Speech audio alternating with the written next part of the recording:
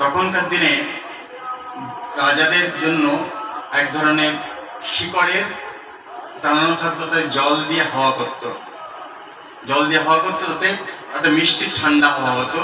তো 3-4 দিক থেকে তিনি রাজা শিবাজি তাকে হাওয়া করা হচ্ছে, তার যারা সেবক তারা হাওয়া করছে, শিবাজির হাওয়া লাগছে, দেখলে তিনি বিশ্রাম করছেন।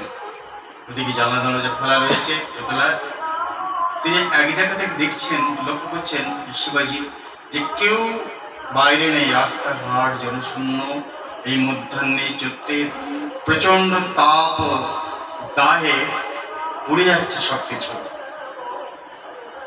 সেই প্রচন্ড রৌদ্রের মধ্যে একজন গৈরিক সন্ন্যাসী তিনি দাঁড়ে দাঁড়ে নক করছেন, মা 1 মুঠো চাল দাও আমাকে ভিক্ষা, বেশি না, আমাকে 1 মুঠো চাল দাও। কেউ দরজা খুলছে, কেউ খুলছে না, কিন্তু লোকটা চেষ্টা করছে সমস্ত বাড়িতে যে সবাইকে সুযোগ দেওয়ার। তিনি একজন সন্ন্যাসী। শিবাজি ভাবলেন, হায় হায়, একজন সন্ন্যাসী এই প্রচন্ড রৌদ্রের মধ্যে, আমরা যখন ঘরে থাকতে পারছি না, তিনি বাইরে বেরিয়ে ভিক্ষা করছেন। এটা সত্যি কষ্টদায়ক। তিনি কষ্ট পাচ্ছিলেন একজন সন্ন্যাসীর এই ভিক্ষা দেখে। তার জন্য আরো অনেক কিছু অপেক্ষা করছিল শিবাজির জন্য, তিনি সেটা জানেন না।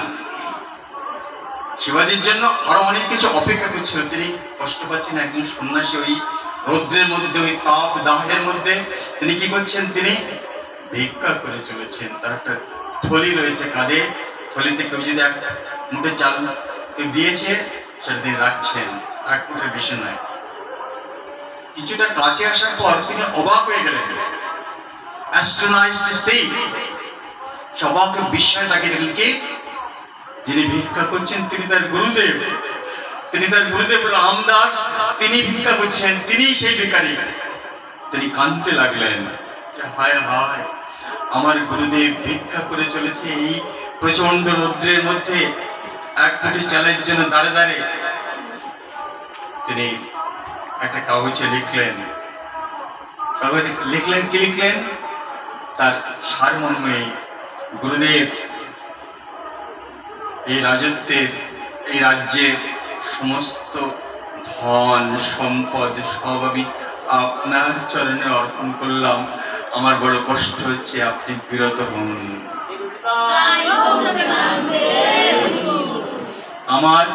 আমার বড় কষ্ট হচ্ছে, আপনি বিরত হন।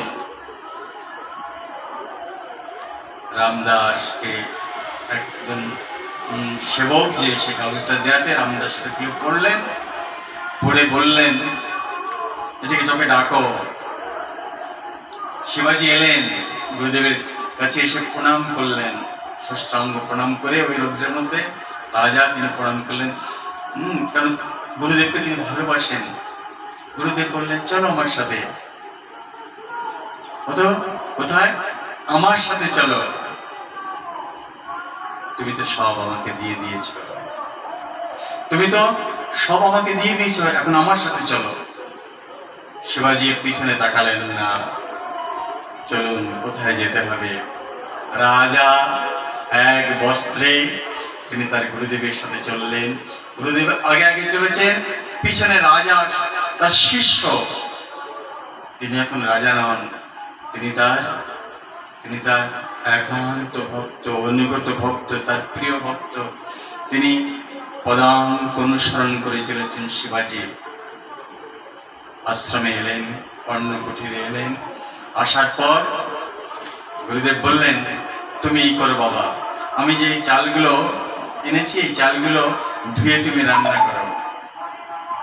কোনোদিন তার রান্না করার অভ্যাস নেই। তিনি চালগুলো ধুয়ে একটা পাত্রে তিনি চাপালেন, চালগুলো গলে গেছে, সে গলা চাল। বললেন, তুমি ভোগ দাও। ঠিক আছে, তুমি জানো না তো কি হয়েছে, তুমি এটা ভোগ দাও। সেটা ভগবানকে ভোগ দেওয়া হলো। সেদিন দুইজনে সেটা প্রসাদ পেলেন। তিনি একটা কথা বললেন, তুমি এখন রাজা নও, তুমি আমার শিষ্য, পিছনের কথা ভুলে যাও। তুমি ওখানে যদি কেউ আসে তোমার রাজ্য থেকে বা তোমার রাজধানী থেকে রাজ্যের কোনো কার্যনীতি বলবে যে না আমি এখন রাজা নই, তোমরা ওখানে যা করার করো, আমি এখানে গুরুদেবের সেবায় রত আছি। পরের দিন শিবাজিকে ভিক্ষায় পাঠানো হয়েছিল। সেই রাজ্যের রাজা শিবাজি, তাকে বলা হয়েছিল তুমি দাঁড়ে দাঁড়িয়ে যে এক মুঠো করে চাল নেবে, বেশি নেবে না। কেউ যদি তোমাকে রাজা বলে সম্মান করতে চায়, তুমি সেটা প্রত্যাখ্যান করে ফিরিয়ে দেবে, আমি রাজা নই, আমি এখন গুরুর সেবক, আমি গুরুদেবের সেবক। এইভাবে ভিক্ষা করে এসে আবার সেদিন তিনি রান্না করে ভোগ লাগিয়ে গুরুদেবকে দিলেন পরম আনন্দে, পরম তৃপ্তিতে। যেটা পেলেন একটা আলু সিদ্ধ বা দুটো আলু সিদ্ধ, আর যেটা দুইজনে ভাগ করে নিলেন। গুরুদেব প্রসন্ন হয়ে তাকালেন, তাকে দেখলেন তার শিষ্য শিবাজি, সে তার সামনে বসে ভগবানের প্রসাদ পাচ্ছে। এইভাবে একদিন, দুদিন, 15 দিন হয়ে গেল। শিবাজির মধ্যে কোনো কি, আমি রাজা নই, আমি আমার গুরুদেবের সেবক। পারবে তোমরা?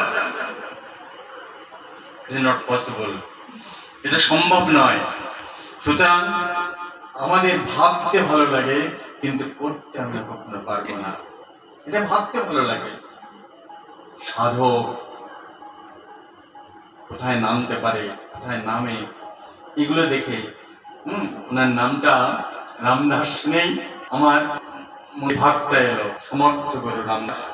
দিন পরে সেটাকে ডাকেন, মাথায় হাত রেখে বলেন, বাবা আমার পরীক্ষা আছে, আমার পরীক্ষা আছে। তার বেরিয়ে পড়ে আল থেকে কি ছিঁড়ে বললেন, তাকে দিয়ে বললেন নিয়ে চলে যাও, আমার প্রতিনিধি হয়ে পতাকা করবে, পতাকার মধ্যে লাগাবে, তুমি আমার প্রতি হিসেবে রাজ্য পরিচালনা করবে।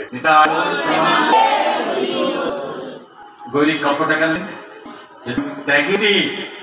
এই সম্পদ তোমার নয়, এই সম্পদ সবকিছু প্রজাদের, তুমি শুধু আমার প্রতিনিধি হিসেবে সেখানে রাজ্য পরিচালনা করবে। কত মধুর নয় কি?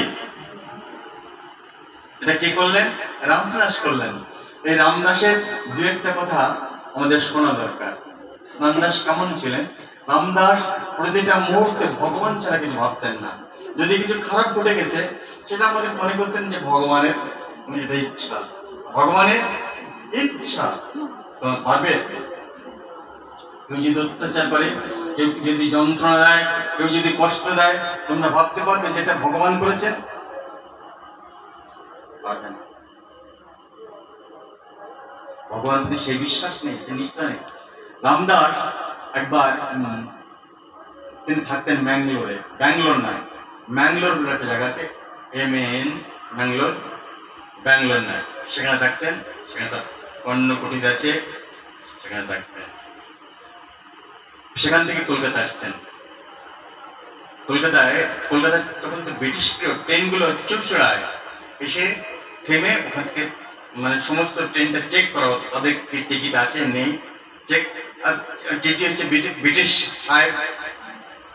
রামদাসের কাছে এসছে, রামদাসকে জিজ্ঞেস হচ্ছে অরিজিনাল টিকিট? রামদাস বললো আই হ্যাভ নো টিকিট, আমার টিকিট নেই। টিকিট নেই, অথচ তুমি ইংরেজিতে কথা বলছো, নামো।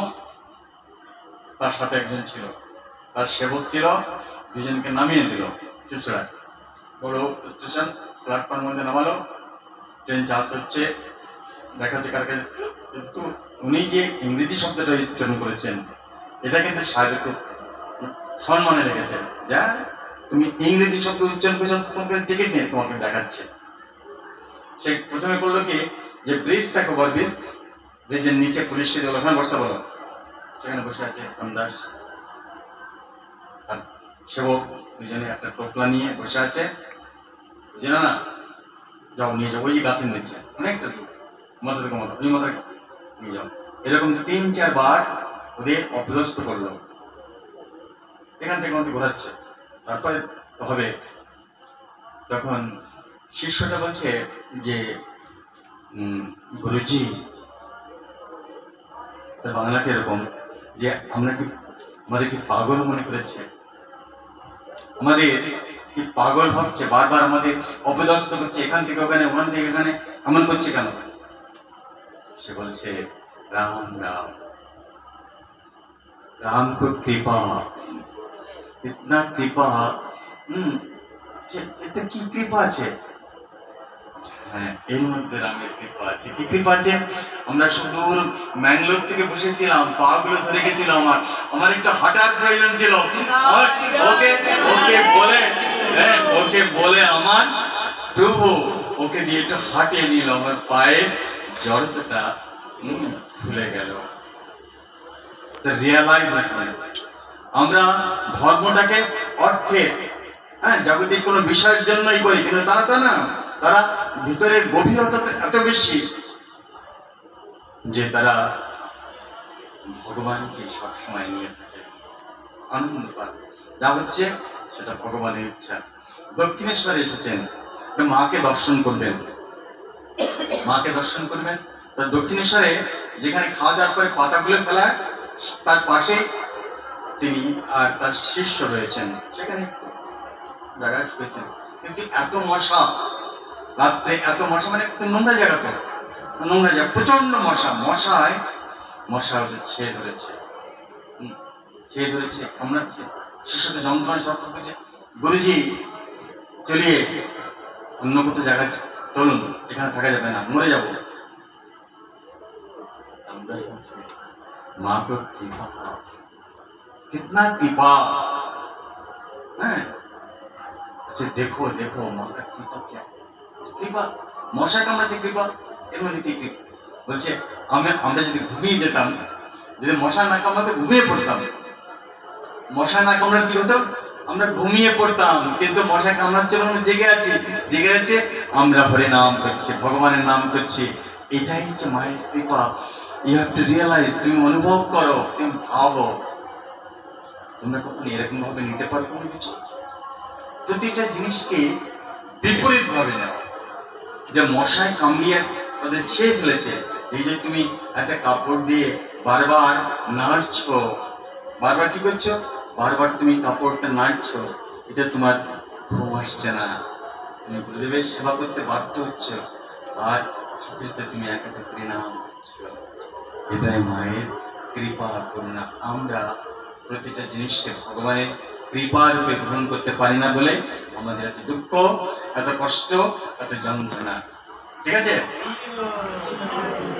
আমাদের দুঃখ কষ্ট যন্ত্রণার কারণ হচ্ছে এই তিনি কলকাতা এসেছেন তখনকার কলকাতা তাকে বিশিষ্ট সাংবাদিকের জিজ্ঞেস করলেন মহারাজ আপনি কোথায় চলেছেন আপনি কোথায় চলছেন তিনি বললেন আমি ভগবানের সন্ধানে চলেছি আমি ভগবানের খুঁজে চলেছি সব মাথায় ঢুকবে কি একজন জিজ্ঞাসা করেন সাংবাদিক যে আপনি কোথায় ঈদে চলেছেন কোথায় চলেছেন আমরা কোথায় চলি অর্থের দিকে ছুটি যেখানে অর্থ পাবো যেখানে বিষয় পাবো সেদিকে ছুটি রামদাসকে জিজ্ঞেস করেছে কোথায় চলেছেন তিনি বলছে আমি ভগবানের খুঁজে চলেছি আমি ভগবানের খুঁজে চলেছি তখন সাংবাদিক তার স্বভাব সিদ্ধ হয়ে বললেন কোথায় ভগবান আপনার ভগবান কোথায় আপনি চলেছেন কোথায় ভগবান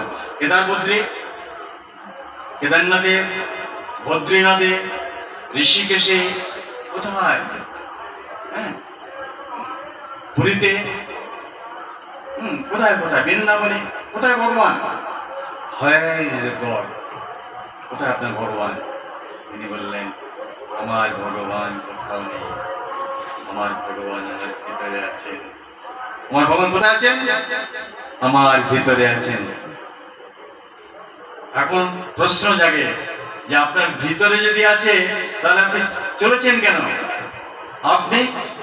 কেন আপনার ভিতরে যদি ভগবান থাকে তিনি বললেন আমার ভিতরে যে আছে বাইরে যে নেই এটাকে পাকা করার জন্য চলেছি এটাকে পাকা করার জন্য চলেছি সে আছে না আমরা দেখলাম রাম মন্দির হলো কি হলো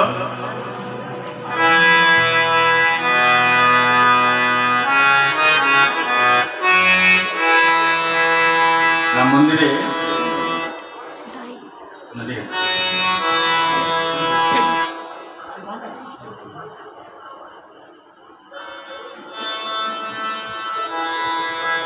হলো আমরা দেখলাম রাম মন্দির করেছিল না, রাম মন্দিরকে নিয়ে তোমাদের ভাবনা চিন্তাগুলো ভীষণ সুন্দর হওয়া দরকার। রাম মন্দির যতটা মধুময়, তার থেকে মধুময় করেছে কে? শবরী। শবরী মধুময় করেছে। কেন মধুময় করেছে? শবরীর গুরুনিষ্ঠা ছিল।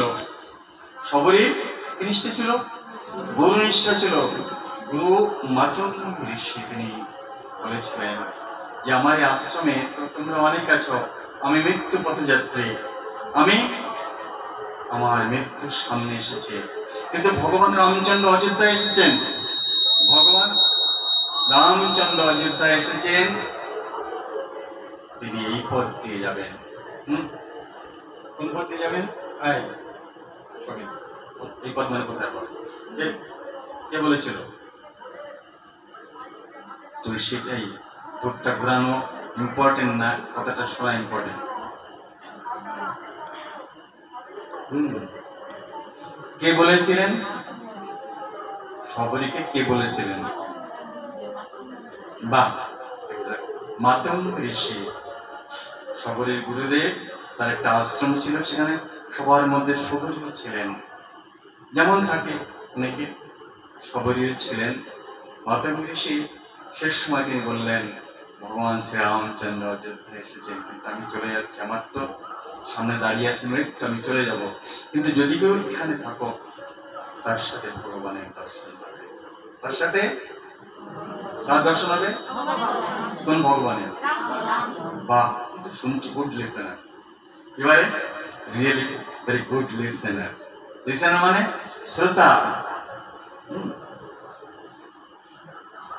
মাতঙ্গ ঋষি চলে গেলেন, আশ্রমে আস্তে আস্তে খালি হতে লাগলো। গুরুদেব থাকলে যে একটা আনন্দ, যে একটা জোর, যে একটা, গুরুদেব চলে যাওয়ার পরে আস্তে আস্তে খালি হতে লাগলো, ভাঙতে শুরু করলো আশ্রম। ছোট্ট একটা কুড়েঘর হয়ে গেল, অন্য কুটিরের যুক্তি হয়ে গেল। কিন্তু শবরী সেখান থেকে যায়নি। শবরীর দেহ থেকে কখন তার কৈশোর, তার যৌবন এক এক করে চলে গেছে, কিন্তু তিনি রোজ রামচন্দ্রের জন্য রাস্তা সাজান ফুল দিয়ে, তিনি মালা গাঁথেন, সুমিষ্ট ফল তুলে এনে তিনি আস্বাদন করে রেখে দেন রামের জন্য, যে এটা আমি প্রভুকে দেবো। কত মানে ডিপ লাভ, কে বলে গভীর ভালোবাসা। এখন কি বলে? গভীর ভালোবাসা। যে আমার গুরুদেব বলেছেন, সবাই চলে গেছে তাদেরকে, আমার গুরুদেব বলেছেন আসবেন, ভগবান আসবেন। এই বিশ্বাসটা শিষ্যের দরকার, কিন্তু এটা খুব দুর্লভ জিনিস।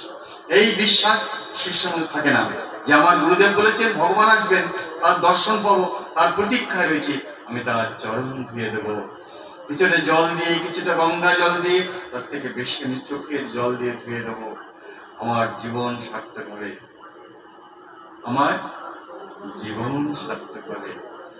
শবরীর বিশ্বাস ছিল খুব দৃঢ়। শবরীর বিশ্বাস এত প্রগাঢ় ছিল, এত গভীর ছিল, সবাই পাশ দিয়ে এক এক করে সরে গেছে, চলে গেছে।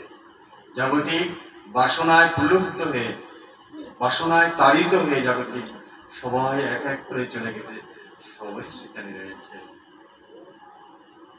তিনি বার্ধক্যে উপনীত। কখন উপনীত? বার্ধক্যে উপনীত, পুজো হয়ে গেছেন, তবু তার প্রতীক্ষার শেষ নেই যে ভগবান আসবেন। আমার গুরুদেব বলছেন বিশ্বাস, যে আমার গুরুদেব বলেছেন আমি ভগবানকে দেখবই, আসবেন তিনি। দিন চলে যায়, সপ্তাহ চলে যায়, মাস চলে যায়, বছর চলে যায়, প্রকৃতি ঘুরে ফিরে আসে একের পর এক, একের পর এক, বর্ষা, শীত, গ্রীষ্ম ঘুরে ঘুরে যায়। শবরী প্রতীক্ষা থাকে, স্নিগ্ধ শান্ত শবরী ভগবানের কথা ভাবতে ভাবতে, গুরুদেবের কথা ভাবতে ভাবতে এক অচিন্তনীয় রূপে পরিবৃদ্ধ হয়েছে, এবং তার থেকে একটা জ্যোতি বেরোয়, নিম্ন কুলজাত শবরী, কিন্তু তাকে এখন দেখে মনে হয় বড় সাধিকা। সেই সাধিকা শবরী একদিন রাত্রে স্বপ্ন দেখল। কি স্বপ্ন দেখল? তার গুরুদেব বলছে না আগামীকাল রামচন্দ্র আসছে, তুই তার জন্য সাজা, এতদিন সাজিয়েছেন, কালকেও সাজা। ঘুম থেকে উঠে না, তার পার মাটিতে পড়ছে না, মানে মাটির উপর থেকে তিনি যেন হাঁটছেন আনন্দে আত্মভরা, সবরই আনন্দে উদ্বেলিত। তার ভাব রাশি, তার চোখের জল গড়িয়ে গড়িয়ে বলছে, এতদিন পরে তুমি এলে, এত প্রতীক্ষার পরে তুমি আসছো। সবরই আসছেন। তার সম্বন্ধে একটা সুন্দর গান আছে।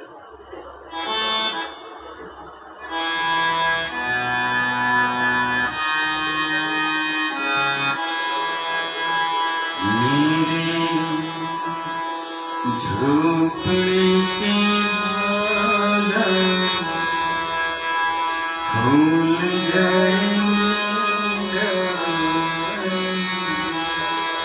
বলছে আমার যে অন্নকুটির, আমার যে ঝুপড়ি, এর ভাগ্য আজকে খুলে যাবে। আজকে রামচন্দ্র আসবেন। কে আসবেন?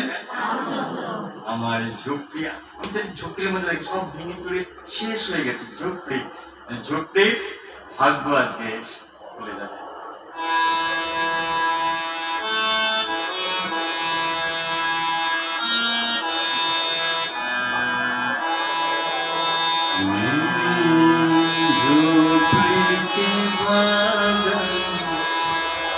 খোলা আছে? খোলা আছে? মেদম আছে?